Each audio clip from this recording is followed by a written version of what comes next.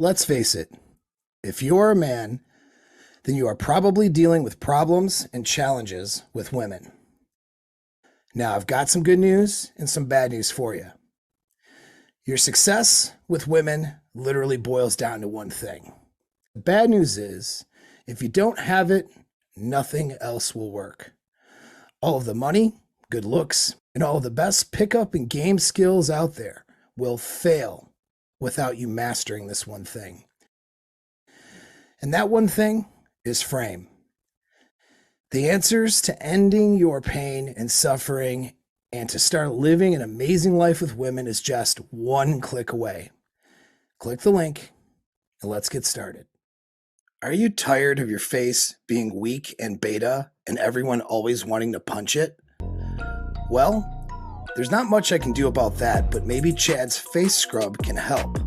It has been crafted for men with all natural ingredients and without the nasty testosterone disrupting chemicals that will eventually turn you into a little man girl. So, whether you need to take a punch or steal someone's girlfriend, or just stay fresh as you go through the rigors of daily life as a man, Chad's is your brand. Order from my link in the video description to help support the channel.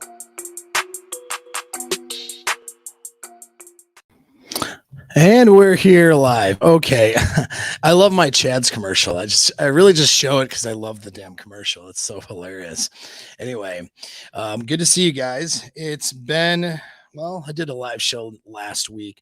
This is going to be a jam-packed episode with all kinds of information. So I'm going to try to get through it quickly. If you have questions, of course, throw them in the chat.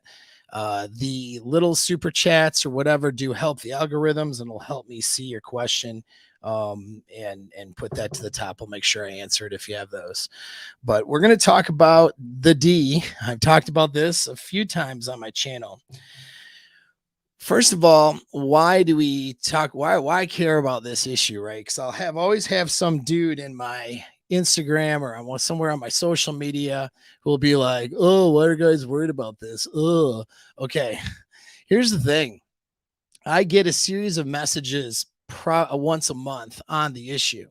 People just, guys who are at least have the courage enough to ask me about, sexual adequacy and not just anatomy, but sometimes technique and just things that they're dealing with a partner. Issues like, so there's certain things that are existential threats for men. All right. The ability to, let's say, defend yourself or protect yourself and the ability to mate are two of the most existential threats a man has. And these are the things that guys lie about the most and have the biggest ego investment and also worry about. All right. And so the reason why it's not talked about more is because even the content creators themselves don't want to touch some of these issues because they may have their own hangups or issues with it as well. They don't want to touch it. See, when a guy feels or sees something as an existential threat, it's the biggest thing a guy will do to protect his ego is ignore the threat. All right. That's the, we look at what's the response to a threat. It's, to run from it, to try to fight it, to try to posture, usually a lot of times guys will posture. I know I'm good. I know I'm the man. Oh, I know I can fight. Just like every guy thinks he can fight. Right. Well, when I get mad, I joke about this with John Fitch all the time. By the way, he's got some good online programs for fighting if you want to improve that. But it's like he was a professional fighter, one of the best UFC fighters, to come through the circuit. And it's like, these guys act like they have to say and pretend like they can fight to protect their egos so that they can survive and live in the world and feel safe, even though they're really walking victims for the most part. Now, the better answer would be to learn some skills and to face reality, but guys will protect their egos and not do that. And this is the same thing that guys do when it comes to their sexual prowess or abilities. They have insecurities and inadequacies. They know that their chick has been with some dude who has been packing more heat or banged them better, and they don't want to face that possibility or that idea. So they pretend like it doesn't matter or I don't care. But reality is they don't want to face the issue. Okay. And so I always get somebody with some snide comment going, or some joke, like, what are guys worried about this? Like they're so cool and they're not worried. And the reality is this is an issue that every guy has probably thought about, just like fighting, every guy wants to know when they start to get emotionally invested in a woman that he's not just sexually adequate, but her sexual best. That's what a guy wants to know. And you have guys out there, some of you guys listening right now, who don't feel like you are the sexual best for the women in your lives. You don't feel like you're sexually adequate. You're not sure what to boil that down to. Maybe you think it's your height. Maybe you think it's the size of your D. Maybe you think it's, just whatever. And you don't think you can match up or measure up to some guy in her past or some guy she could get instead of you. And it's a real issue for a lot of guys. It puts guys, when they think about this too much, in a place of not really being able to go out there and have healthy relationships with women. And that's why we're going to attack this subject matter and this problem, right? Guys also tend to, when they do face it, because this is what happens when a guy's, willing to face the facts, he can get very negative biased, and get into a way of thinking where he spirals downward and downward, thinking that he'll never be enough for some girl. And that's, of course, not true either. You know what? And so, exactly. So Chad Thunder D, aka Paul Apex Mindset, here is going to set you guys straight. All right. And so we'll have a sense of humor about it and everything too. But the reality is these are real issues that men have, and nobody really wants to talk about it in an objective way. There's people, there's stuff on the internet and people that'll talk about it, but it's in a, done in a manner. We'll post the videos from the women. Yeah, dude, I will. All right. So I'm looking at my DMs, but yeah, it's done in a way, where it's like placating to you. It's like bullshit. It's like not real information. You got a bunch of girls out there going, size doesn't matter, blah, blah, when it does matter. Like, we know it's a factor. Certainly saying size doesn't matter in sex would be like saying size doesn't matter in a fight in terms of a guy's physical size. Do you know what I mean? Of course, size plays a role in a fight. If you got to defend yourself, the guy is this huge, has a lot of mass behind and weight behind him, and he's a big dude, right? Like, he's going to be harder to take down than maybe a smaller, less physically capable guy. I mean, that's a fact. But does that mean that size is going to win the fight? Not necessarily, right? Not even at all. Okay. So it's a factor, and people don't want to talk about that in an honest way.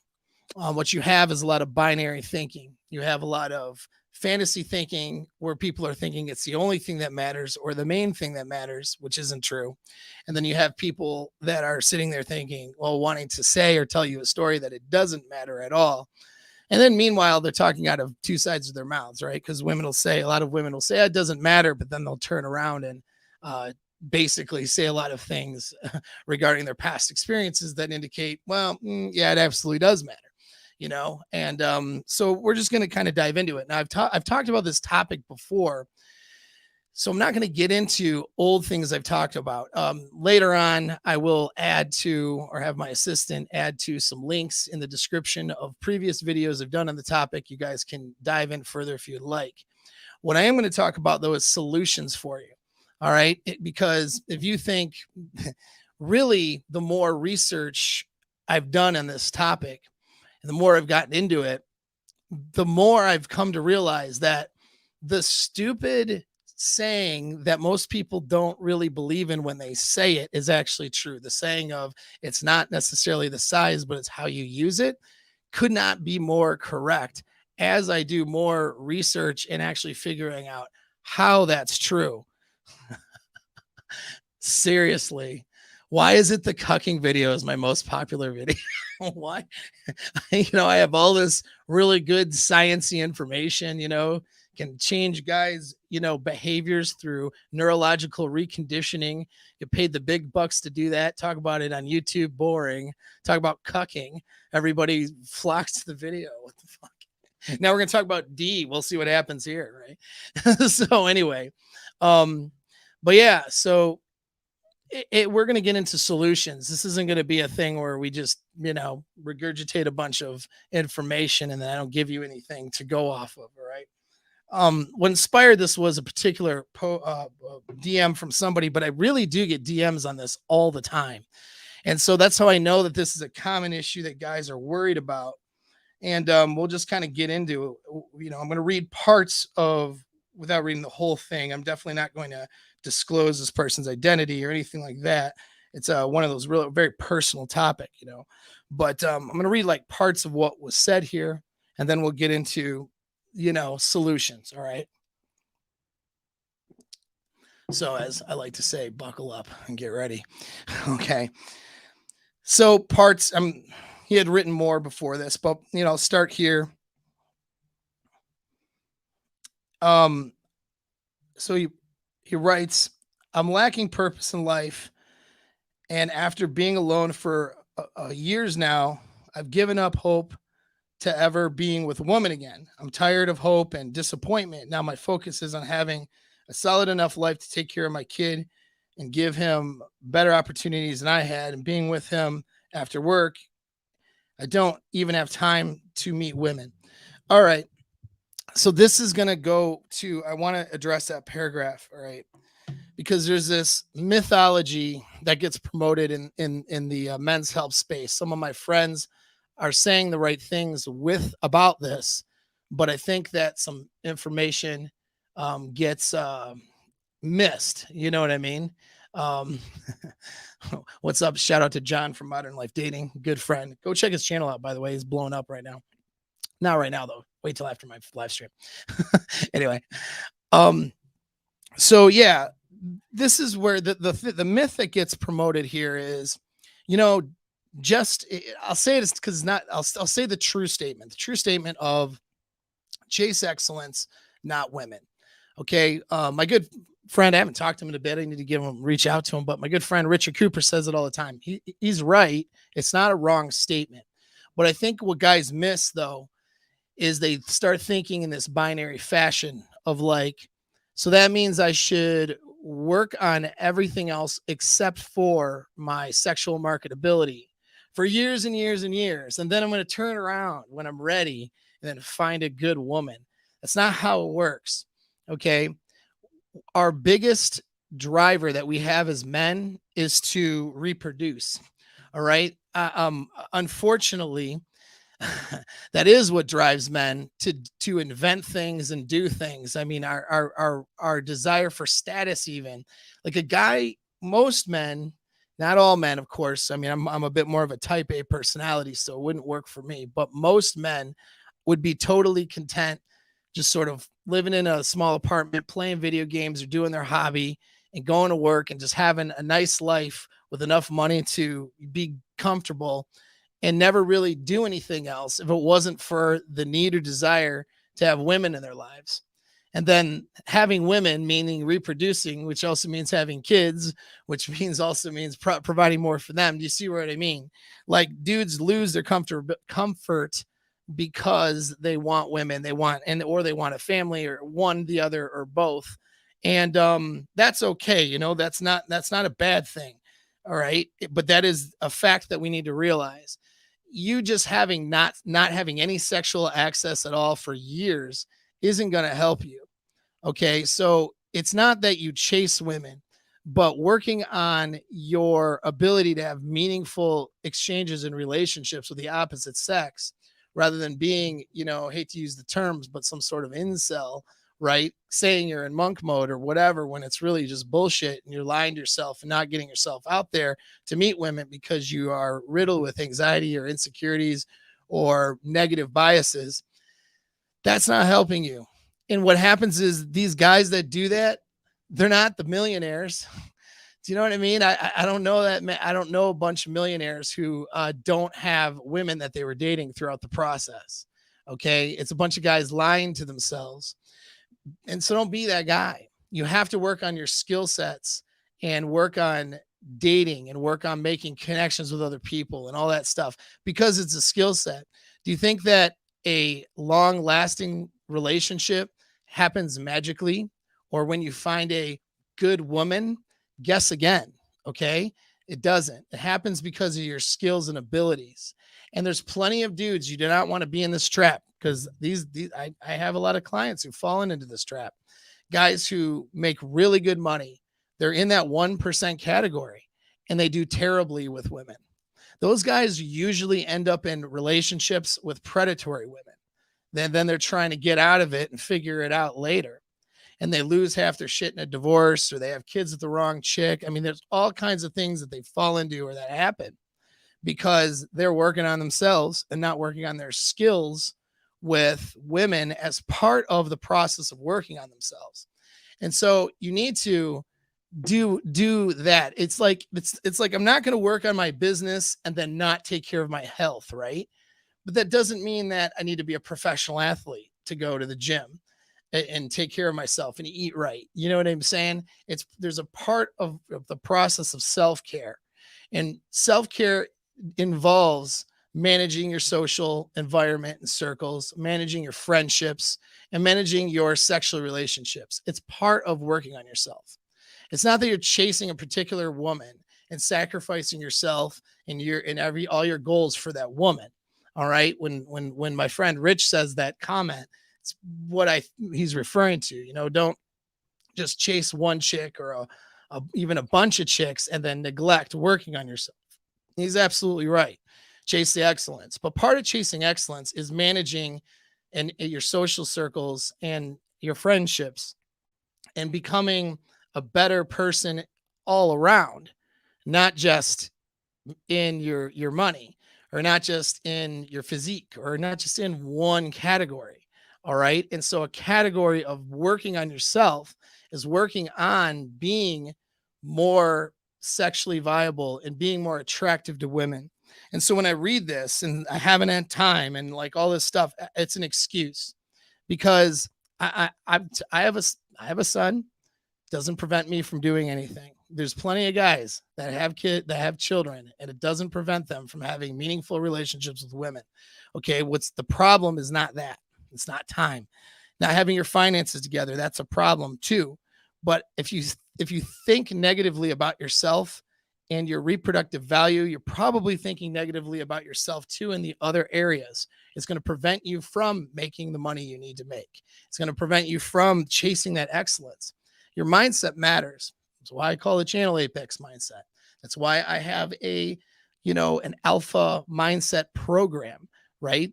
Just buy it and keep it forever and work on what's going on up here, because what's going on up here is going to make the difference between your success and failure. And that's everywhere. All right. Not just with women. And so back to the guy's email now, but that's an important thing to understand. You got to work on the skills. That's why I offer that. That's why I have programs for that. That's why people get into it. Okay.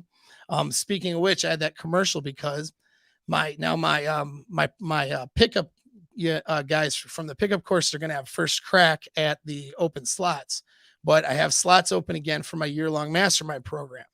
Get in on it. Okay. Work on all of these issues. Okay. It's a program that guys are very happy with, but you got to work on, make it a part of working on yourself. Okay. And enjoying that process too, not thinking so badly about yourself. Okay. I'll keep on reading some of the things here. I'm skipping around and paraphrasing because there's quite a lot, and it's not, don't need to read everything, but so let's see, where do I want to begin on this thing? I'll figure it out. So he basically, I'll paraphrase it. He had been with a chick, and he says the comment, he'd been with her for 3 years, and he says, I believe tested my comfort by constantly telling me how big and how good my D was, even though it's not. All right. So what that tells me is you're probably bringing an insecurity about your D to begin with into the relationship, where she feels like she needs to constantly validate you about that. That's not really good. You know what I mean? And so we need to get rid of that insecurity and that negative bias about yourself and what heat you're packing, okay, to begin with. Because if you're bringing that negative bias to the relationship, she's going to end up having a negative bias about your equipment. You're actually creating the framework, and this is what I'll get into. You're creating the framework for her to mentally see you the way that you see yourself, which is poorly. Okay. So that's part of the problem here. But anyways, he split with her, came back to her after 4 months. She had been with like 4 guys. And with multiple times slept with 4 different dudes in 4 months. And he's saying he deduced that they were good looking dudes and also well endowed. She tried to be comforting to him by saying she was mad at a guy for not for finishing and not letting her finish. But then he's saying he realized that she never came with him through penetration. And it's this whole thing about him not making her orgasm through penetration and assuming that these other guys did because of the size of their equipment. And so he's pretty much guessing that he's never going to be adequate enough for a girl who can find a guy with a bigger D. And then, she tells him later on, okay, like later on, and again, this is an ongoing thing, that she felt no chemistry with him in bed, but just liked his personality. And then it tries to reassure him that his size wasn't a deal breaker or whatever. At any rate, he can't trust what women says, can't trust what people say on the internet. He's thinking about going black pill, which means like basically being, saying, well, I'm not going to be enough for a chick, so I'm going to not have chicks, whatever. Doesn't understand how game can make the difference. Again, I'm paraphrasing a lot here. And then to him, he's thinking that the D size is the most important thing. So we were dealing with a negative bias here. Someone is really focused on size being the most important thing. There's tons of evidence to the contrary of that. But if that's what you're looking at and that's your bias, and I'll explain why that bias exists too, then that's going to be your reality. It's like if you think a girl is, let's say, definitely going to cheat on you, all right, and then you're in a negative bias, it's like anything she does is going to create a situation in your mind where you think that she's setting you up so she can cheat on you. It's like anything, doesn't matter what's going on, right? It's you literally gaslight yourself with a negative bias, and women and men do this to themselves all the time. It's really sad. It sounds like this girl, it wasn't your D size that mattered for this girl. He tells me a description of his equipment, and it's like, dude, we're not talking about a guy here who's got a micro penis situation. All right. He's got a normal size equipment. If you have normal size equipment, I'm going to show you how you can make it work. It doesn't really matter. Do you know what I mean? And I'll get into why. But we have to understand, like, we get into this trap of all or nothing thinking. It's like we understand hypergamy. We understand that women need to see us as the best that they could ever do or have ever done before in their past. They have to experience, if it's going to be a lasting relationship, if she's going to see you as an apex alpha, she has to experience you as being the best. So that's true. Well, that's not a untrue statement. And so this is where guys will get caught up, because they're like, well, how can I be the best if a guy in her past was more, physically better, like a better looking guy or taller or had a bigger D or whatever, right? How could I be her best? Well, you're missing a major component here when it comes to hypergamy, which is that it's not objective.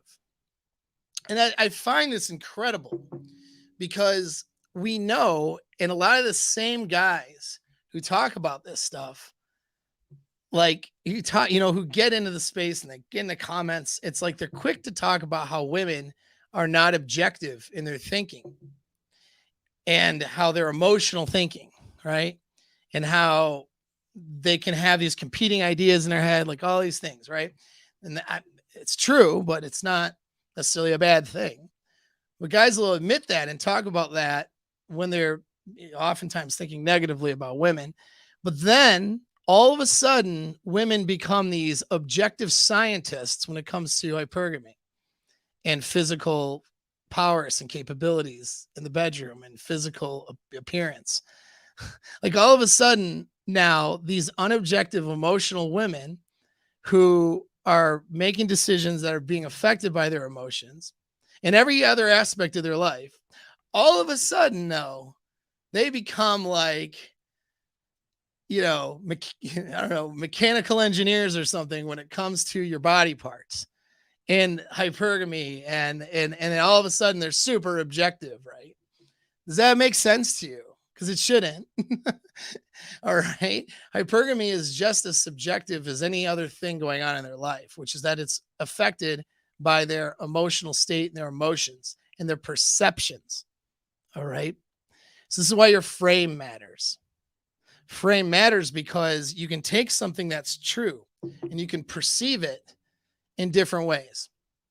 I'll give you a great example. An ex of mine had told me a story where she was in a bathroom and girls, because girls talk about dudes like worse than guys talk about girls a lot of times in private. And it was like she came in and part of a conversation, and the one girl was like, I just am not into big D's.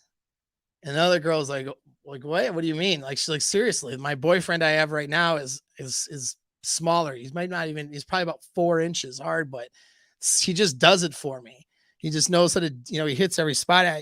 I've never, had more orgasms with a person than this guy. I mean, I never would have guessed it, but I just don't, I'm not into it. Guys who are bigger didn't do it for me like this guy. And she defends, like it's objective reality, her preference for somebody smaller because the person that she's with is making her feel and making her experience more intense experiences in the bedroom with the equipment that he has. Her perceptions are simply that I must like this size. I must like this shape. This must be what I like. When the reality is, if there is an objective measure, I don't know, if there's some sort of machine that does all the work, you know what I mean? If that was even a thing to, that's not a thing, but if that was a thing that ever mattered, she might pick a different size or she might pick a different preference. But because of what this guy's doing with her, the subjective experience affects her overall opinion and her of this guy. And she's not sitting there. She could have lied. Let's think about what she could have done in that circumstance. She's private with her girlfriends. So she doesn't have to lie in order to save the guy's self-esteem, right? Girls talk crap about their guys all the time. Guys that they're in commitments with, they talk shit about them sexually. That's just a fact of the matter. And so she could have talked crap about him in front of her girlfriends if he was not adequate or wasn't doing it for her, right? Or she could lie about his size, which is fine. But most girls will actually do that. Most girls, when they're with a dude, she'll sit there and say he's the biggest guy she's ever had. A lot of times it's not true. And it doesn't matter because it's the guy she's with. And how do you know this? Because when they break up, then she'll be like, he had a small dick anyway. You know what I mean? All of a sudden, all of the things she bragged about is no longer true. Not every girl does that, but a lot of girls will do that, right? Again, it's very subjective.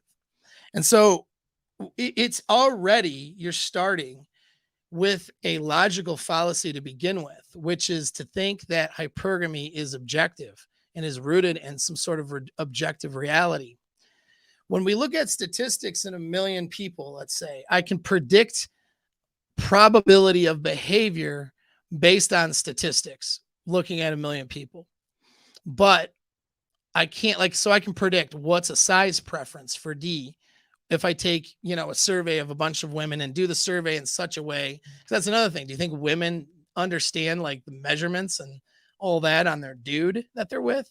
Not really, You could have I'll name a bunch of examples. You could have a guy who's 150 pounds soaking wet and super skinny with a particular size. I don't know, let's say he's 6.5 inches, which is an inch above average.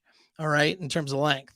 And then you could have another guy who's 250 pounds with the same size, because the one guy's skinny and the other guy's bigger. She'll perceive the skinnier guy as having the bigger D, and they both had the same size.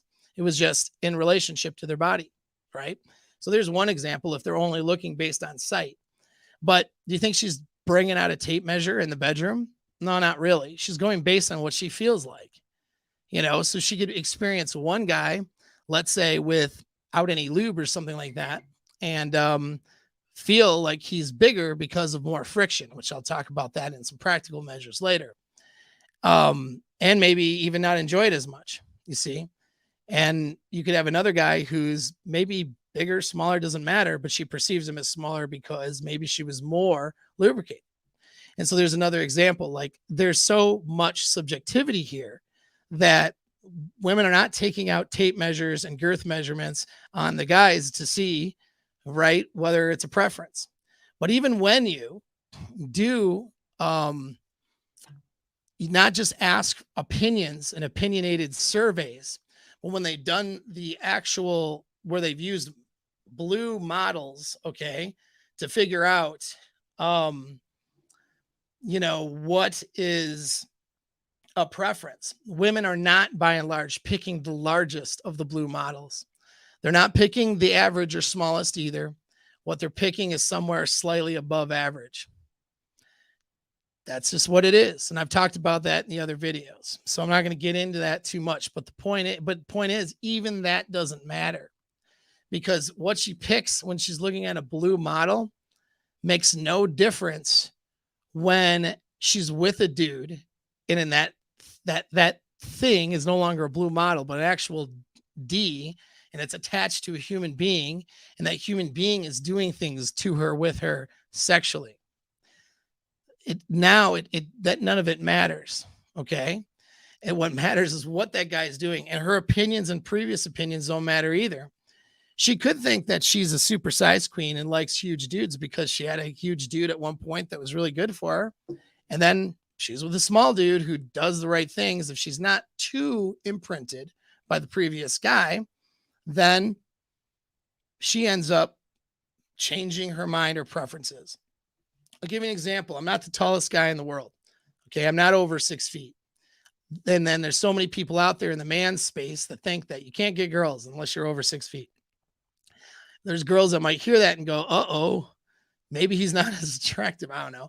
If they're looking at stats or something on a dating app or on the internet, or just hear me saying it here. I'm not a short guy either, but I'm just not super tall, right? Never played a role in any dating situation I've ever been in. I can't think of one single time when I've been with women who are taller than me and shorter than me, and then like right around my height. It's never been an issue. Now, do you think if I made it an issue, it'd be an issue? Do you think if I was insecure about it, it would be an issue? Do you think if I was like, don't wear high heels because you'll be taller than me, you know what I mean? And acting like that about it, that it would be an issue? Then yeah, of course it would be an issue. Why? Because I'm the male leader in the relationship. A girl is going to follow your frame, whether it works to your advantage or your disadvantage. So if you're hyper-focused on something you're insecure about, then she will see that thing that you're hyper-focused on as a deficit. And then she will agree and believe, whether she wants to or not, and whether she tries to give you comfort and tell you different things, she will believe that your negative perception of yourself is true. She may never thought about it. If you are confident and don't care, let's say, about height, it'll never play a role for her, sexually or otherwise. But if you're, now that's with few exceptions. There's some exceptions of women who've just been imprinted very deeply on, let's say, a particular feature. And that almost works like a fetish too, right? That they're just imprinted on a particular thing. And that's where they're neurologically crossed in their minds. And so sexually, that's just the thing that is imprinted to them. And that's, they're not going to go for you if you're shorter or if you're taller or whatever their imprint is. Or if you're, some women who are, yes, size queens or something, they would consider themselves as such, and they've been imprinted like that. But that's like less than 5%. In fact, in a previous video, I gave more credit to some statistics than I meant to. just because of looking at, certain data points. But I don't agree with those. The way that that research was done is still asking for opinions rather than trying to look at things a little bit more objectively and trying to, um, we'll say, adjust for people's perceptual, uh, differences and stuff like that. It turns out, anything close to is less than 5%. So you just don't date that girl, right? If she's been, smashed by a dude with 12 inches and that's what she feels she needs to get off and have a good time, and you're packing 6, guess what? It was nice playing with you, but I'll find a different girl. That's not your problem, because 95% of other girls out there, that's not going to play a role or make a difference. All right. So we'll get into some other things here. Oh, bust out my notes because we want to get into practical stuff. All right. So you don't want to get caught up though. So that's the thinking portion and the frame portion. She's going to believe what you believe if you are igniting the emotions. And that's where your game matters, and also your sexual ability. I'm not going to sit there. It's not a thing where you brainwash or hypnotize them. Do you know what I mean? And then you do terrible, it's a terrible experience for them in bed. No, you have to create and have an experience with them, really good experiences in bed. Now I have a sex module that I'll be doing for my mastermind guys. I'm going to get into this information much more deeply in terms of technique and things that to stimulate her psychologically, because that's where the sex happens. Sex happens between the ears, and then it's what's going on in her brain and her perceptions. And then the physical stuff more or less stimulate or back that stuff up. All right. So we're going to talk about that here, though, for free on YouTube, give away a bunch of secrets to you guys, because it's just such an important topic. And I don't want you guys to sit there and feel inadequate, because you don't need to be, especially this guy who's in my DMs who has a fairly average, normal sized, situation going on downstairs. He has some equipment to work with that he can create whatever experience he wants with a girl. I know listening to me right now, he doesn't think that, but it is objectively true. It's not, and it's not just a mind F or some sort of positive thinking grift. It's objectively true, because I have guys who are doing that, okay, who aren't huge. All right. And there's things you have to mitigate. I'll tell you, I mean, when you're a bigger dude, all right, I'll just tell you, you have to mitigate things. You have to worry about how you bang a girl, regardless of your size. When you're packing like some serious size, you can hurt a girl. You know what I mean? You can't just show up and think that your size is going to do all the work, which is what a lot of guys with size tend to do. You have to think about what you're doing and the sensations and experience you're creating, whether you're really big, whether you're normal average or above average, or whether you're below average, or whether you're really small. Now, I will give a caveat here. Which is that if you're like medically into micro sizes, you are going to have there is going to be a definite issue there. You're going to have more things to overcome there. Okay. If you're into micro sizes, I mean, if you're, let's say, below 3 inches erect, okay, you're going to have a problem. Not one that can't be overcome, but you got some medical intervention. You got size things where you need to increase your size, and can do that through traction and through some of these methods. If you're packing 5 or 6, you don't need to even do those things. Okay.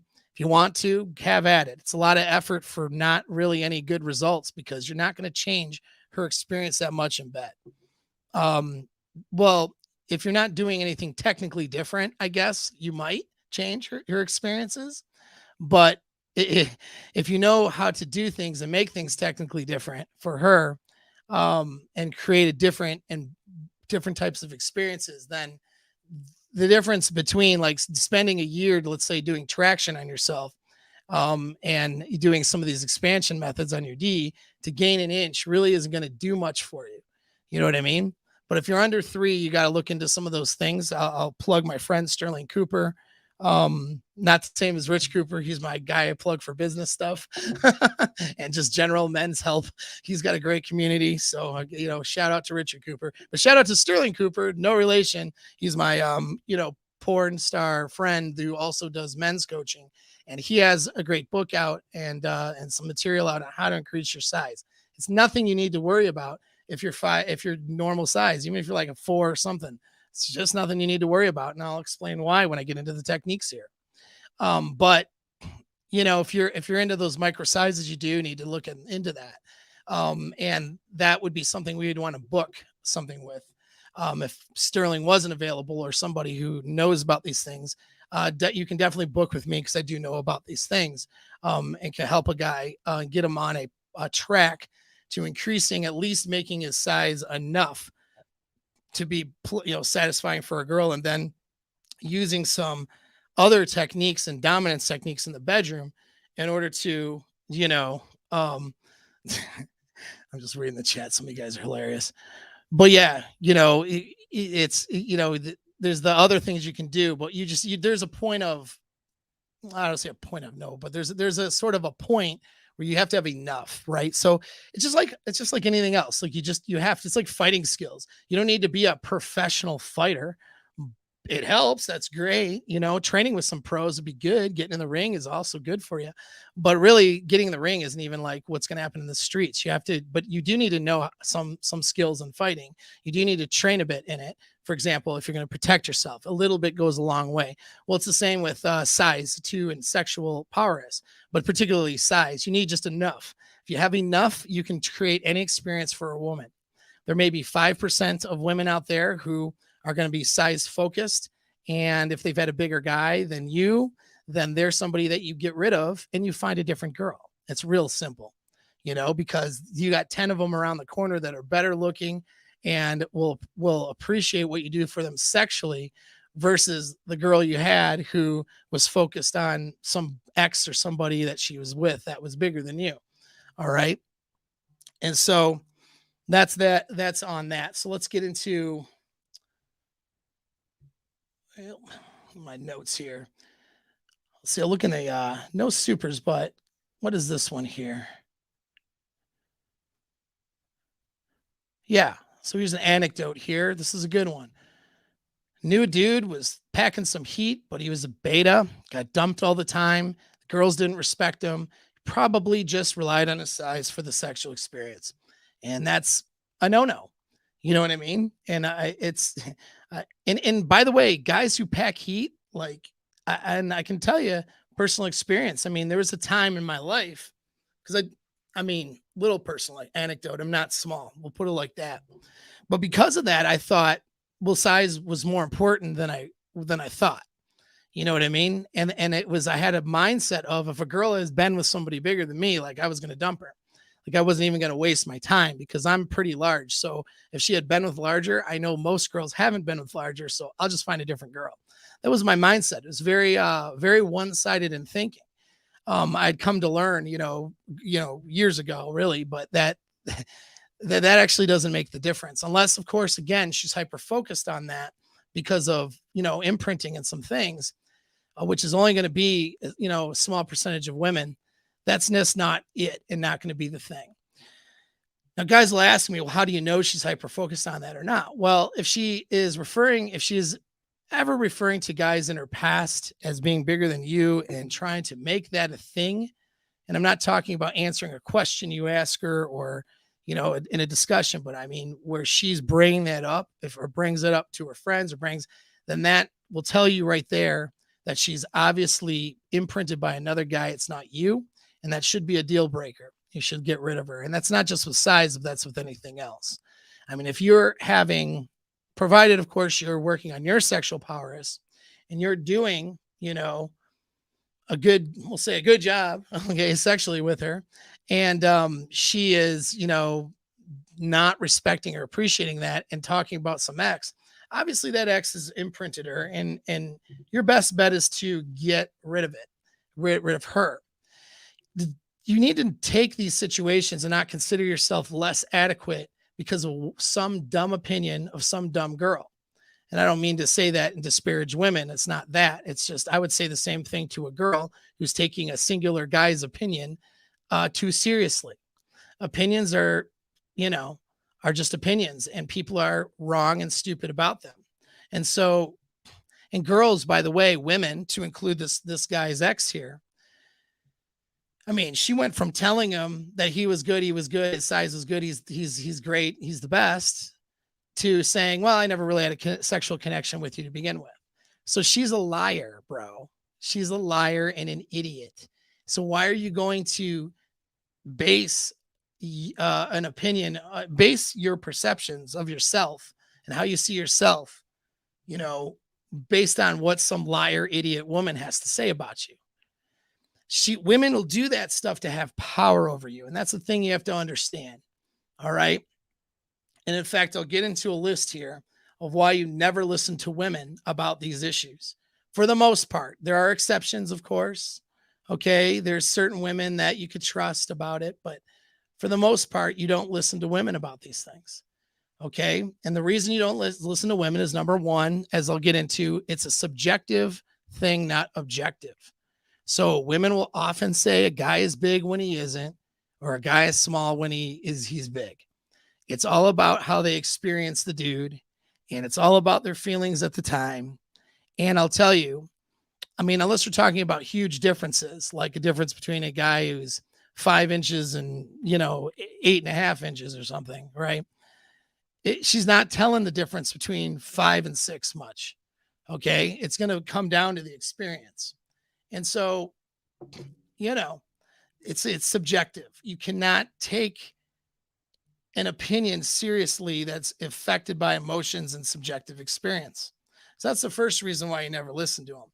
And any advice or opinions they give you, minus few exceptions, right, is going to be filtered through their bullshit and their experience.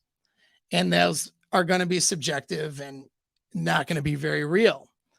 So that's number one reason, is that you just can't take it seriously. Okay. Just some other women's opinions about this thing. Okay. But then that leads into thing number 2, which is that women, being the physically weaker sex and less dominant, generally speaking, in a sexual dynamic. All right. As most sexual dynamics, woman is the less dominant feature in that dynamic, or at least she wants to be, or wishes she was. We'll put it like that. She has to do things through, we'll say, manipulation in order to have power over men. Okay. In order to have power in the sexual marketplace, women are going to be more persuasive, manipulative, and even deceptive about certain things, because that's where their power is. It's an instinctual thing. This is not a slam on women. Men tend to be more, men gain their power through physical dominance, aggression and assertiveness, right? And coercion, which isn't better. Okay. That's not better at all. So again, this isn't a judgment. That's how men have our instincts drive us towards that. Whereas a female instinct, being less physically powerful, will rely on persuasion and even manipulation and deception. So women will use things that guys are insecure about, even just to talk generally about men, in order to have power in the sexual marketplace. They use D size to do that. It's interesting because statistically speaking, less than 3% of men are packing more than 8 inches, okay, in terms of length, right? But you go on some of these dumb forums, and these girls are, all of a sudden, everyone's boyfriend's packing 8 inches or more. All of a sudden, every guy they've been with is packing this larger D's. It's funny how when women will talk on the internet, it's like 90% of the guys that they're with are this 3% population. How does that work? It doesn't work. It's because they lie and they're manipulative. That's why. And they think they're telling the truth, but they're not.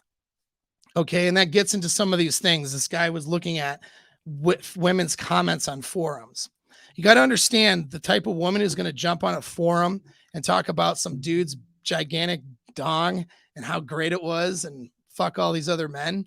She's doing that and getting a sense of satisfaction over the power she's having over other men by making them feel inadequate about a lover that they've had, even though it's on the internet and they're not having these guys as lovers. It's not a bad thing even necessarily. I'm not saying it's not bad. It's not bad or good. It just is. Women want to have power over men, and they do it through different ways. It's the same thing back to cucking, cuck psychology, where that comes from. It's to let, they have power over men by letting them know they can get a guy who's better than they are. All right. That's hypergamy at work. And part of being better, they know the guys look at size as better or worse situation. And of course, size is a socially conditioned thing through pornography to be seen as the better thing. It's always bigger, better, right? Which isn't objectively true at all, but that's what's being promoted. So a woman knows when she goes on the internet and says, my boyfriend who's packing 9.5 inches gives me the best orgasms ever and better than the other guys I've been with who were average size. She knows that all the guys that are reading that are cringing, who aren't packing 9.5 inches. And the guys who are probably not even reading the forum because it's less than 1% of people in the world that would have that. And so it's just design. You're falling into a female imperative for a woman to just have this power over you. And you're giving her that power because you're giving a shit about her opinion. If you're not banging her, then you shouldn't care about her opinion. Seriously. And that's the reality of it. And so going on the forums and cherry picking comments from girls who feel the need to have power over men by talking about size in the way that they do isn't helping you. And it certainly isn't giving you an objective reality for what women are experiencing. And so that's another thing, another reason why you don't listen to women, especially on the internet. Their motives are designed to have power over other men, not to make you feel better or not that she was trying to make you feel better, but not to tell you the truth. We'll put it like that. She's not motivated. Most women are not motivated to tell the truth. Okay, so a guy can deal with that. They're motivated when you get, because again, it's the type of girl who's on a forum talking about it. Their motivation is to have power. It's the same thing as cuck psychology. Okay. And she's basically cucking all the dudes on the internet, psychologically cucking them, by saying, I like this bigger dude, and knowing that probably these guys are not bigger. Right. And then watching them get upset about that. Watch that shit happen on Twitter all the time. Girls just make some comment, guys get all bent out of shape. So at any rate, you can't consider it as objective. All right. Only 5% of women are size queens. That's another reason. So you're dealing with 5% of women that have been imprinted in such a way where they feel that bigger is better. And even then, they're only saying that. They could be re-imprinted by a guy who's, let's say, a dom and creates a better experience for them, who maybe isn't the biggest she's ever been with. Okay, so that 5% isn't even fully accurate because it's based on her previous experiences. And until she experiences a better experience with a guy who wasn't as big as somebody else, that's just going to be her opinion. So again, subjective and opinionated, right? Remember, a woman is making these decisions based on instincts, emotions, and then unconscious mind or unconscious imprinting. But the sensations and experiences that she's having are what overcomes all of these. There is an instinctual drive to want a guy who's larger than average. If you want to know what the instincts are, because I've done that research and it's in my previous videos. They want a guy who's larger than average. They find guys who are larger more attractive. However, too large, they're not necessarily, that goes, I don't want to necessarily have sex with that guy. It's probably going to be painful.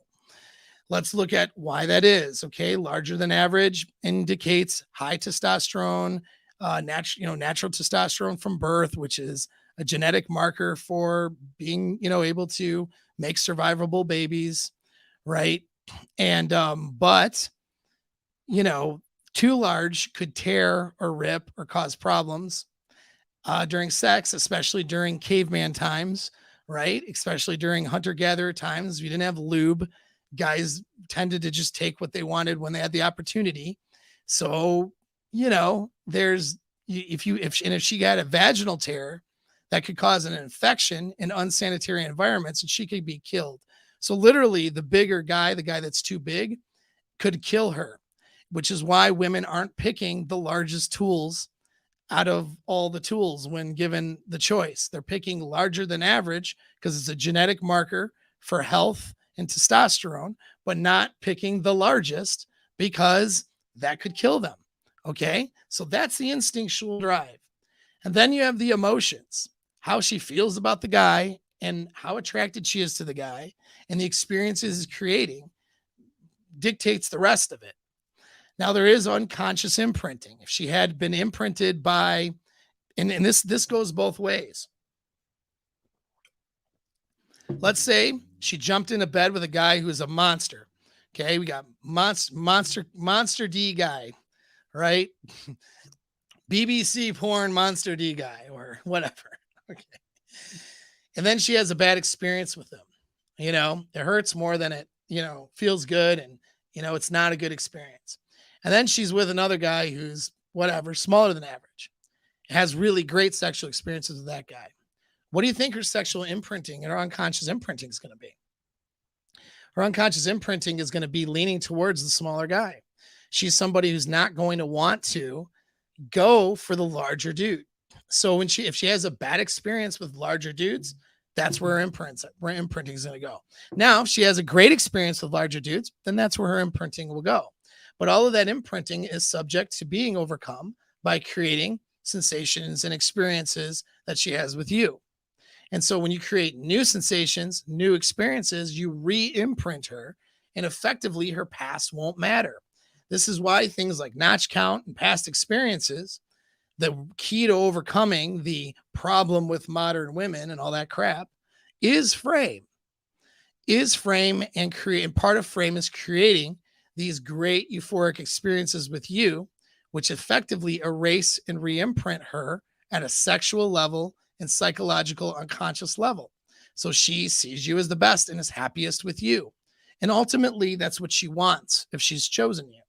And that's ultimately what you want too. So that's really what you need to be going for. Okay. And so let's get into now some of the techniques and some of the stuff. All right. So now if you're a bigger guy, so I'll find for my bigger guys,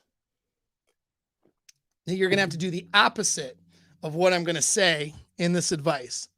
So if you're a dude who is, we'll say 7.5 and larger, you have the capacity to hurt a girl, okay, during sex.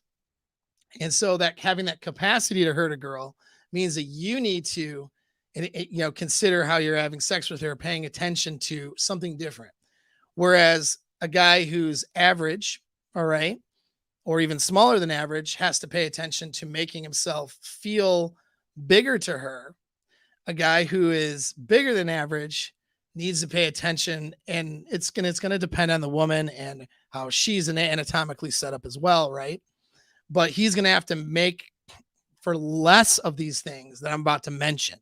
So if you're packing a ton of heat and you do some of these things and you may just create a very unpleasant experience for her, and she won't ever want to have sex with you again.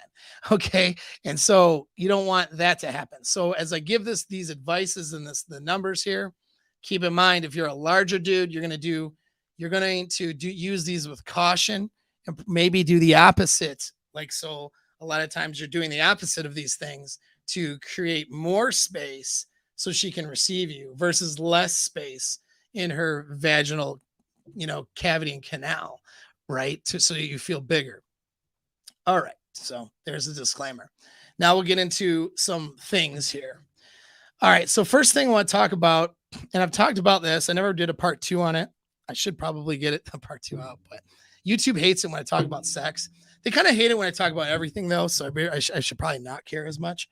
But we'll talk about this. The first thing is a good one to look at. So again, it was one video I was getting into a little bit more on how to hit, the A spot or anterior fornix, which is near and past more or less the cervix. Okay. But first thing to do to make yourself feel bigger to her is compression. So I want you to think of compression. Okay. So we're getting into physical techniques now. Now, mental dominance is going to matter more than this too, but this plays into it. So, for example, let's say you have a standard missionary position. All right. So I'm going to get into explanations of positions now. So buckle up, pay attention. All right. So standard, and this is stuff like I'm going to cover this in greater detail off of YouTube in the sex module over at the master from my mastermind guys. Okay. So it will make a lot more sense for those guys, but hopefully you guys will gather what I'm saying. So let's say you take a standard missionary position, her legs are open, you know, she's now, if I'm bigger guy, she's going to be wide as she can. Right. So she's open and wide and stuff. Well, if I want to make myself feel bigger, I'm going to use the concept of compression. So maybe I'm taking her legs, for example, and pinning her legs to her chest. You know what I mean? Literally folding her in half. What that does is it takes that vaginal canal and it compresses it. And now as I'm entering her, I'm entering in a compressed canal instead of a widely open canal. You see, because like that pelvic region, think of bending. You got legs bending this way, which creates space for width and stuff. But you also have bending at the waist forward, backward, okay, which creates compression, okay, on places like the G spot, repositioning that cervix so you can hit the A spot. Whereas if she's stretched out across the bed, let's say open, legs flat, and maybe I'm standing on the bed and, you know, there's no compression there. Now, if I'm large, that can feel really good and large to her. But if I'm smaller, it may not feel, it's a good warm up, but it's not going to push that edge. Take her legs and compress them together. Now my girth feels more girthy. Okay. Take her legs spread and come up, right? Now she compresses and now my length feels a little bit more. All right. Take legs now, you know, in like larger guys won't even be able to do this without her just boom and popping them out or whatever. They got to be careful, but you know, up and in now, you know, where she's like legs compressed completely to her chest. Now smaller. Now you've made everything smaller. Okay. And now you're, even if you're only like, unless she's particularly wide and long, even if you're only like 4.5 inches, you can still hit that anterior fornix and create a deep orgasm if she's compressed. Do you know what I mean? And so that's a big difference. Now, some of you guys are really bad at understanding your sensations down there. That's a whole nother video topic, really. And that's really mastermind topic because it's so long on how you have to be able to, you know, some of you guys are almost just, you're not, I don't want to say sensitive is not the right word, but awareness. It's like you're just not aware of the differences in feelings and things going on. Like a girl can't really fake an orgasm too much with me, for example, because I can feel her orgasm down there. But most of you guys can't do that. And that's something to work on, is that awareness.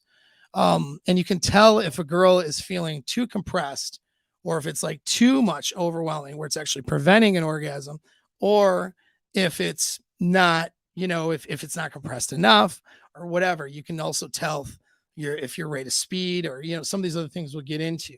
So think compression. Doggy, same thing, you know. So if you're larger, having her legs spread way out, you know, bent over, you know, and just so you're straight in shot and everything's wide and opened up is good if you're larger. But if you're smaller, maybe you put her legs in. If I want to compress her, I bend her so her back, I create more of an, you know, she's almost like a cannonball, right? And the way that I'm kind of entering her from behind. Or you can flatten her out if you need more length, you know, in other words, she's too compressed, right? So it's how flat or leaned into you. And she doesn't know this shit. So you have to position her body and lead in the bedroom. You know what I'm saying?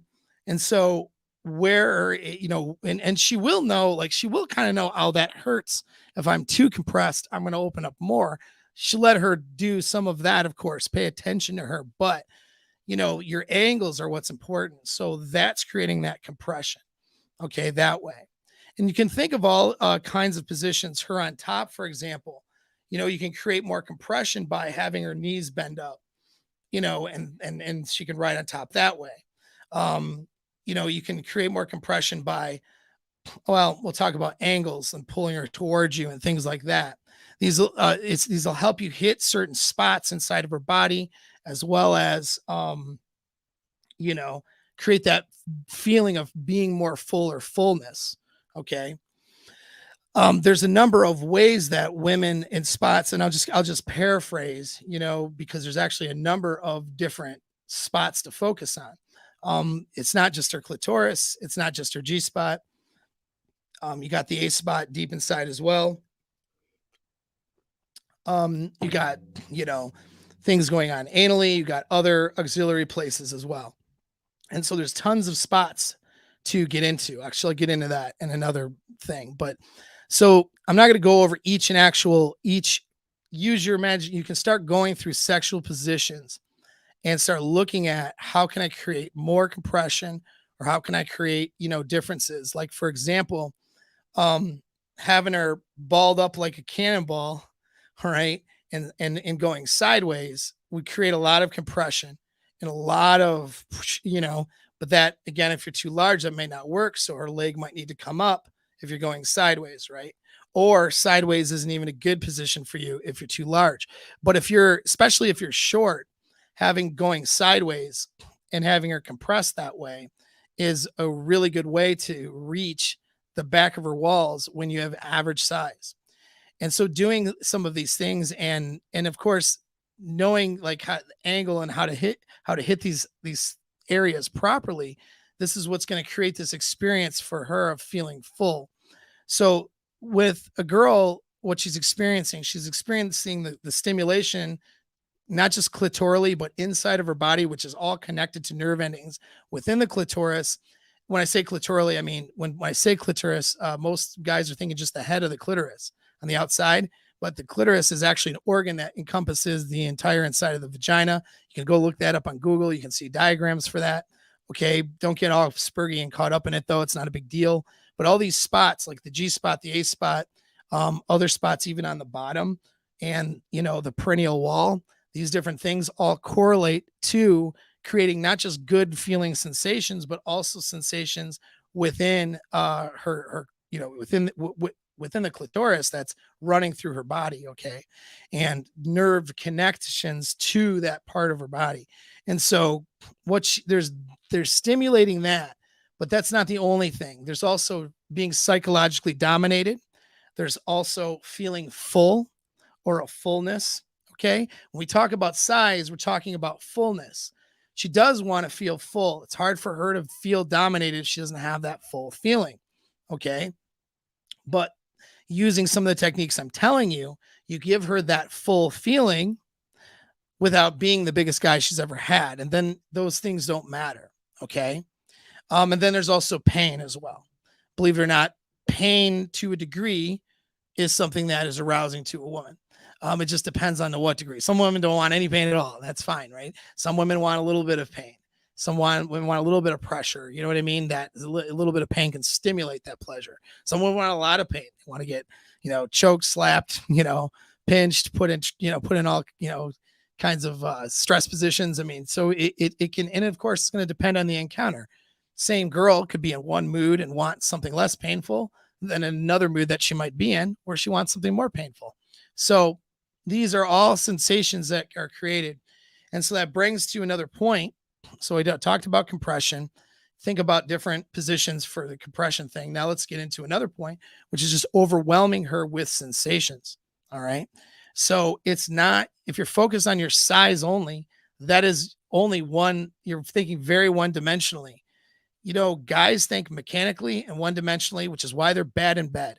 Most dudes suck in the bedroom. Let me repeat that. Most dudes, including you listening to me, suck in the bedroom. Okay. Now, And you also can't fucking fight either. So now, all right. So now I've debilitated your self-esteem. At least face that fact and then get better at it. Because just doing this much work to get better at it, all of a sudden puts you ahead of 2/3 of the dudes out there or more. Doing a little bit more work and including the person that's behind the sex. Okay. Now so you're the best a lot of girls could ever do.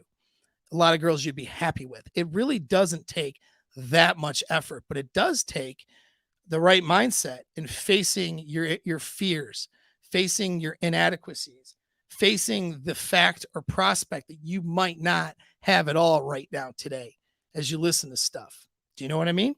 And I see some of you guys in the chat are happily, eagerly taking notes. And that's because you are the guy who's going to be that best for a number of chicks out there. What would be more important is the chick that you really want, right? You'll be that best for her because you just do that little bit of work. Most guys aren't facing these things. And when they find something that they're good at, it's more or less by accident. Do you know what I mean? So overwhelming her with sensations. So that's the next point. So you have compression. Let's talk about overwhelming with sensations. So you have a number of spots on her. All right. And it's not just your dick. All right. Yeah, again, clit, G spot. The G spot is only about a knuckle and a half deep. All right. And stimulating that, unless are seriously micro, even micro guys can, depending on how micro they are, but even a guy who's really, really small can stimulate a G spot. And then you can stimulate clit and G spot. Grab her fingers, lick, put her fingers in your mouth and command her to play with herself while you're stimulating your G spot with you inside of her. You've just created now dual sensations. And then while she's doing that, you're hitting and touching and putting hands on her and other areas of her body to create other sensations. Nipples can be very sensitive, right? And good. Like some girls, they don't do anything. Some girls' nipples don't do anything really for them, but some of them want to be pinched or slapped, or some of them want just to be caressed or touched lightly, sucked on, whatever. Her neck, her shoulders, her stomach area too, lightly rubbing on her stomach. Or when you're actually inside of her, let's say in a missionary where you're like standing, a vibrator on her clit. Compression too, compression on her stomach, right? Which can, if you're hitting a G spot, like if you're hitting a G spot with her fingers, compress right above her pubic bone to push that G spot more downward into where your fingers are at, creating squirting situations where you make her squirt, those kinds of orgasms. All right. These are all things you can do that have nothing to do with the size that you're packing. All right. And it doesn't matter. If you've done all these things and created all these sensations for her in a way that other men have not, congratulations. You're her hypergamous best. You could literally be the smallest dude she's ever been with, and you'll create these sensations. And then that's what happens for you. All right. Now it's a video talk here. There's obviously nuances and technical things to this. Some of my friends like Sterling get into some of those things. I get into those things too in my mastermind. All right. But, that'll put you in a direction of exploring, which then also will go back into now so I mentioned overwhelming sensations. We'll get into like toys, fingers, other stuff in a minute. Okay. But we talked about compression. All right. Let's talk about angles too now. Okay. So you have different angles that you can use your D to hit her in different ways. Okay. So don't think just in and out.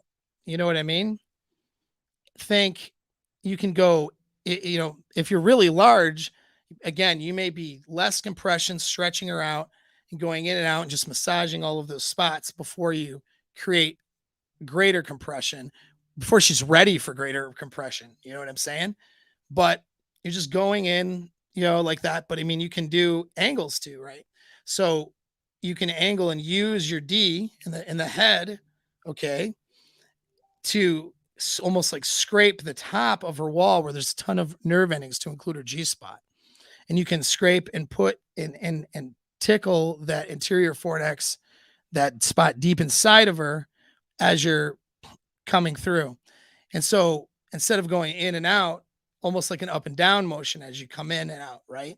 You can, and this is how you angle your hips to create this motion. This is your hips. This is the thing. Hopefully, you guys are getting the hand diagram.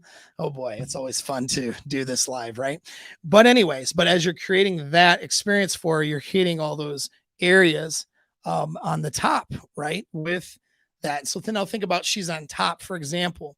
She's riding on top. Most women, when they're on top of a guy, are not even thinking about their own pleasure.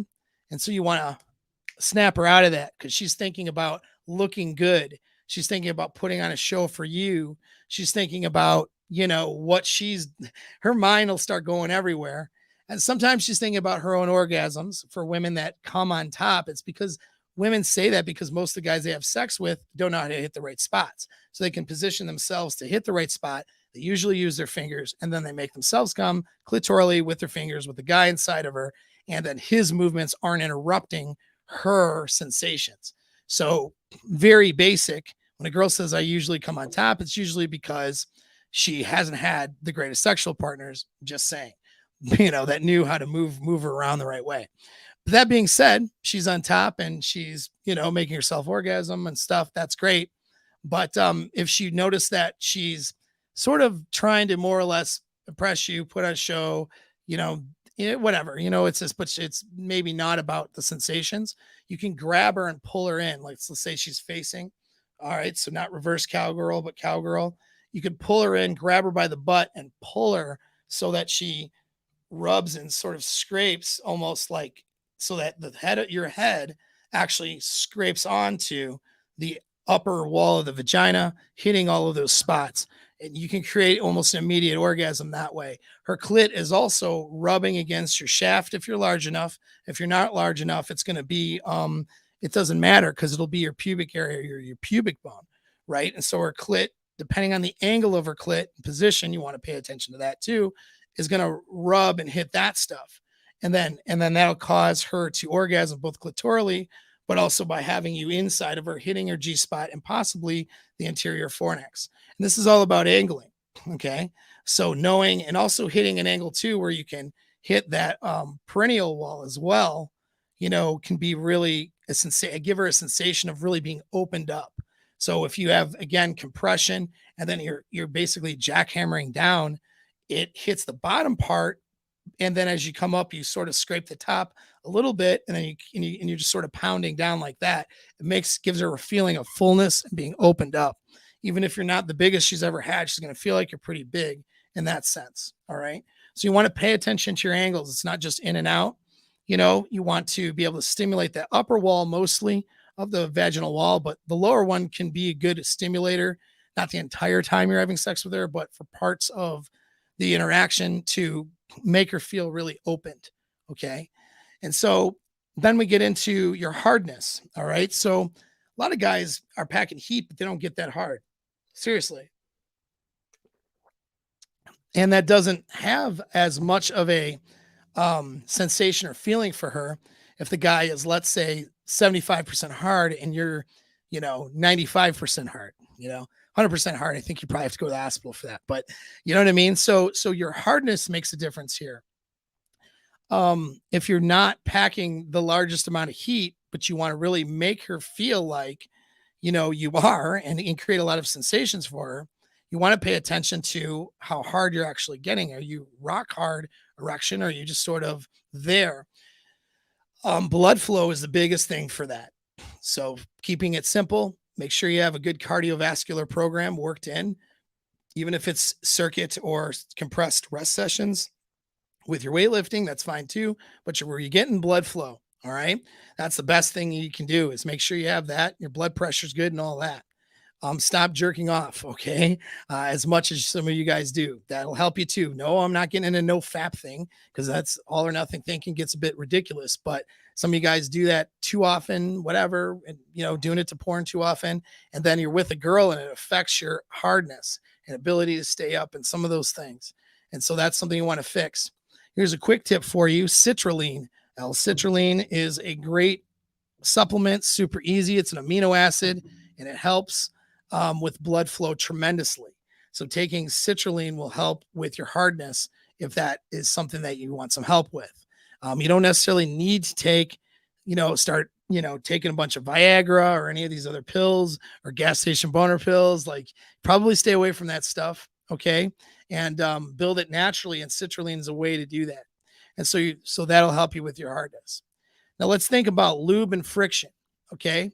So sometimes, now if you're larger, like I don't want to enter into sexual encounters without lube personally, because it's gonna maybe a bad day for her. All right.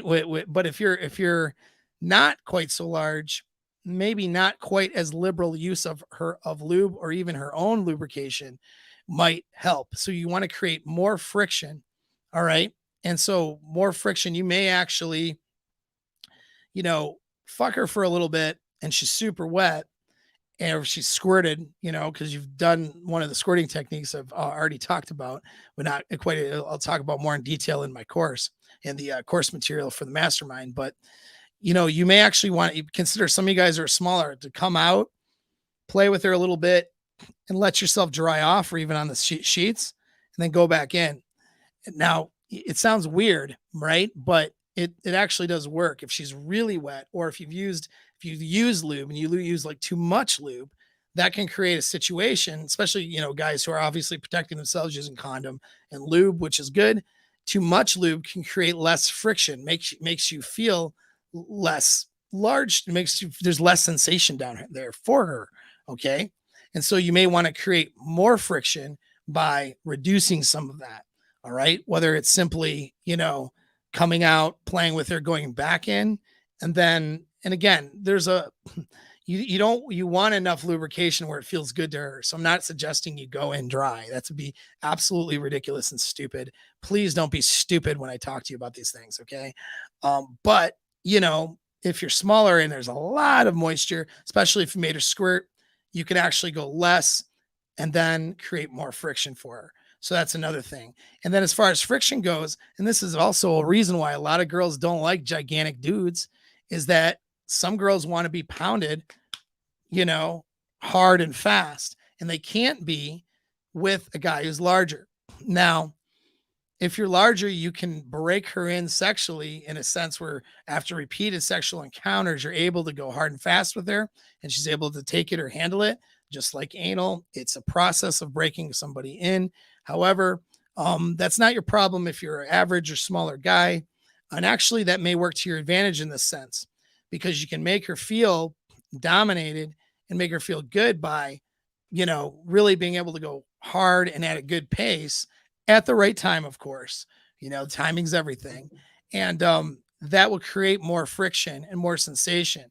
And sometimes that banging against the clitoris a little bit with whether it's your balls or your top of your what do you call it? Your pelvic region, right? Depending on your position, can be really pleasurable sensation. And I'm not saying banging like hard, but it's more like a tap. Okay. While you're, going in and out, creating friction, using speed to create more friction. All right. That's something that bigger guys can't do for a lot of girls, because it'll actually cause damage to them, and that's not pleasurable to them. And this would be a reason why a lot of times girls are like, I don't want the huge guys. I want to get pounded, because a lot of girls like that feeling by a dude who's of good enough size to make them feel good, but not so huge. Right.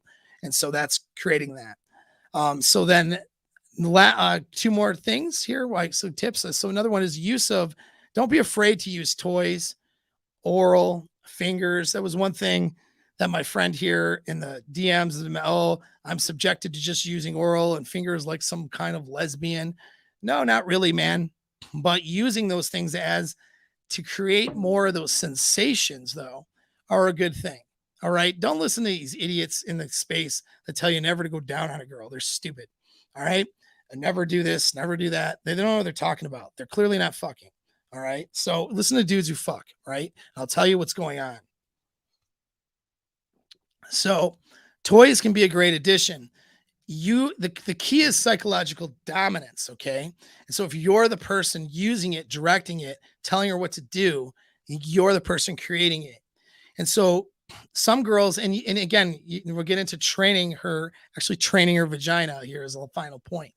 But using you actually can use your fingers if you're really, I mean, if you're really small, you can use a finger and even a toy of some sort and use that with your penis inside of her.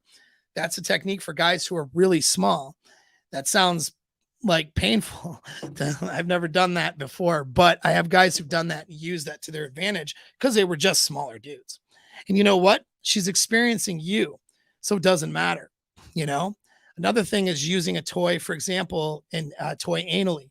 So when you fill her anally, that pushes the perennial wall into into that vaginal cavity and makes that cavity smaller and tighter. Okay. And so this is why a lot of girls, one advantage to smaller guys is they can enjoy anal sex more readily with the smaller guy. So anal sex actually is a thing where she'll feel definitely full, and you can put a toy into the vagina while you're having sex with her anally. As a smaller guy, she will feel like she's absolutely full and dominated in a way that she can't with necessarily the bigger guy. She will, if you break in her anal virginity, and I don't mean just the first time guy having anal with her, but the first guy making her orgasm from anal, yeah, she's gonna want to marry you. So be careful. All right. I mean, it really like that. You want to alpha widow somebody when not have it be about the size of yourself. That's how you do it. All right. A real good way, because you're now filling both areas and creating that fullness, hitting a bunch of sensations, overwhelming her with sensations, creating these orgasmic experiences that she's never had before. I mean, it's pretty good. Okay. And so you can start, and this may be a process with a girl. In other words, if she's not experienced that before, there's a way to do it. And I'll talk about that in coursework, but smaller items working to bigger items, lots of lube, whatever. We're not going to get into how to do anal here, but knowing that that's an option. Okay. Again, using toys, using, these sorts of things can help. Sterling even talked about this, something I haven't done with somebody, so I'm not really, and I don't have clients who've really gotten into this much, but girl is a real size person. I think this is more of a porn thing. They've gotten into the whole fisting thing to really make them. I couldn't imagine. My hands are gigantic, like pretty big. I could not imagine this going into a girl and me playing puppet master with her. I just don't. I'm pretty sure I might just kill her. It'd be like the Alien movie, and that'd be the end of it. So that's not a thing for me, but know that that's an option as well for some of you guys who are really small, even with smaller hands. Anyways, as long as you're doing it, you're creating the experience. That's what matters. Now, I think there is an element, though, of your deed needing to be inside of her with some of these intense orgasms, because I think there's something instinctual about that. So I'm not discrediting that, but you can still create that instinctual experience. Yeah, I'm not saying putting toys with your stuff inside of her, but it could be just playing with her clitoris, right? Vibrating her while you're inside of her creates a sensation.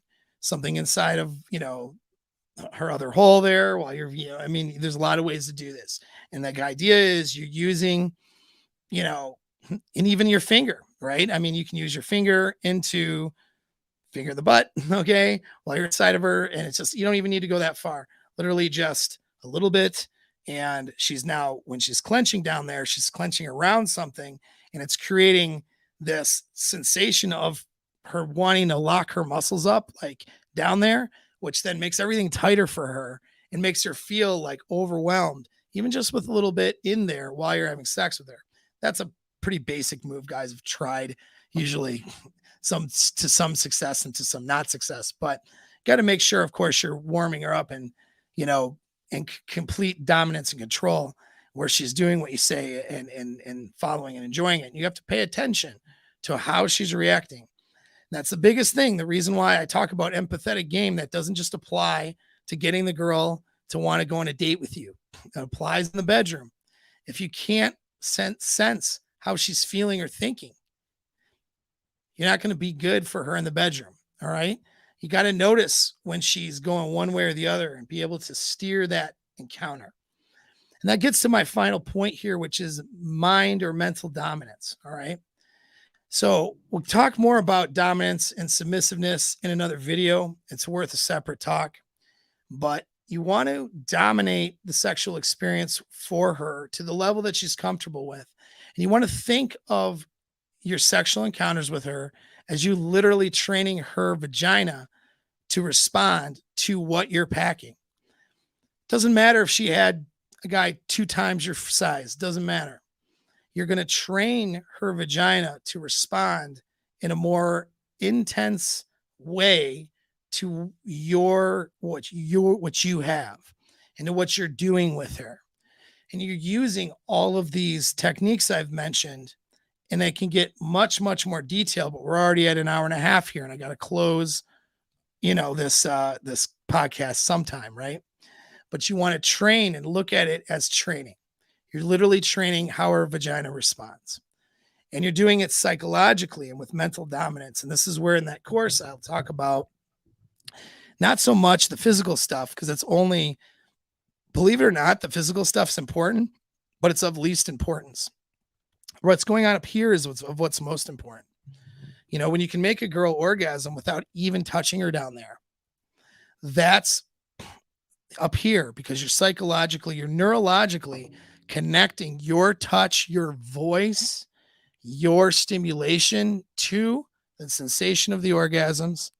And, you're creating those intense orgasms for her, anchoring her orgasms to what you're doing, to a point where then you even can remove the stimulation, direct stimulation, down in the vaginal area, and create situations where she can orgasm or receive intense pleasure just from your voice, or just from maybe how you're kissing her neck or touching her, or whatever, and there's a whole bunch of different ways of doing that.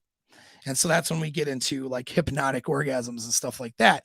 But that's not necessarily just hypnosis, mind control stuff. It's anchoring. It's anchoring her sensations to you, and she wants that. If she sees you as the best guy, this isn't like some problem for her. This is what she wants. She wants the guy who is the guy that makes her makes her have all of these sensations. She doesn't want a guy who can't do that for her, and then she has to wonder about other dudes, right? And if they could do it better. All right. She wants the guy that can do that for her.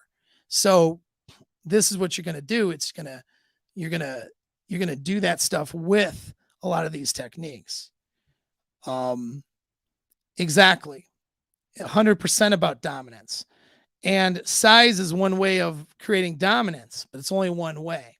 If you use these other things and these other techniques and these other methods, and this is just an introduction. So you got to get into behind a paywall, because YouTube is not going to let me talk about or demonstrate this stuff in a way I would like and have me still have a channel. All right. But if you want to take it further, links in the description, set up an appointment. Maybe we'll have future shorter courses like next year where we talk about some of this stuff. But I kind of like to leave, because I'm not filming myself banging girls like Sterling is. So I kind of like to leave some of those details to him, which is where I'll definitely promote his work. But there's the psychological aspect of it, and the certainly the description and the deep psychological aspect, which is, in my opinion, actually more important than the physical component, is where I'm going to take you guys to the next level on this stuff. All right. So when I tell you your D size doesn't matter, it's how you use it and what you do to the girl. I'm fucking serious, man. I'm dead serious. Okay. It's not what you think. You need to learn how to do the things I'm telling you, and to create a variety and sensations of experiences. More importantly, this is to you guys who are hung up on this, to include my friend that was in my DMs about this that I'm referencing, although I actually had several others within the last month, a couple others. Okay. You have to get rid of the psychological trauma of the breakup and the person that you were with that was created, and the sense of inadequacy that was stemmed from that trauma. Because everything I say, you're going to think of a way to try to rebut it, and you're going to think you're being logical, and you're actually being stupid, because it's coming from a negative bias. excessively positive or excessively negative bias is not objective. It's stupidity. Okay. You're not being correct.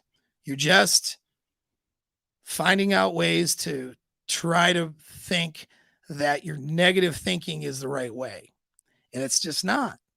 It's just simply not. And so you can't, base your opinions on a subjective experience with a girl that didn't work out for you. All right. Especially if that girl was damaging towards you or degrading towards you. It's just not going to help you. And it's going to put you in a place. And it's tragic. I see the pictures. You guys would, I'm keeping their identity, of course, anonymous, but I see the pictures of these dudes. Like, I'm not talking about their D's, of course, but their face and what they look like. And they're not ugly guys, man. These are not guys who are not sexually marketable. In fact, they're attractive to women, no homo. And then they'll tell me what they're packing if that's what they're worried about. And they're a lot of times they're average or even above average. Sometimes they're larger than average. And they're thinking that they're not going to be adequate or enough. And I understand because I've been there. All right. And I probably not in the same way a lot of you guys have. So I'm not trying to, all right, I understand. I'm not trying to sit here and say I've gone through the same stuff, because in a lot of ways I haven't. And I know that. But when I was basically the sexual object for women, okay, and being somebody who's larger, women tend to focus all on that and brag about that. And then when they don't get their way with you, what do you think that they attack? Right. And so I've had women try to,